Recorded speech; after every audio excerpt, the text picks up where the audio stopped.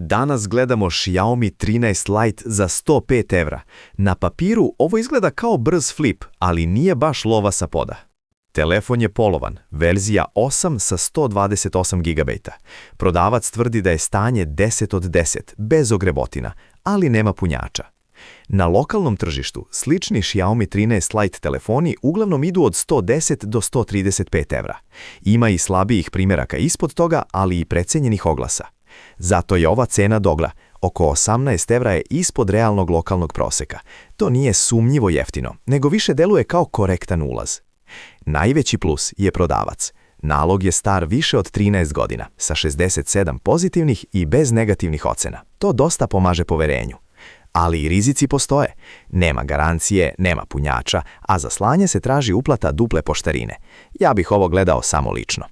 Pre kupovine proveri ekran, bateriju, punjenje, e-mail, NFC i da CEFO nije kineska verzija sa globalnim romom. To može ubiti preprodaju. Moja reseller strategija je jasna. Kupovina za 105 evra, oglas na 129, prodaja za 120 do 125 evra.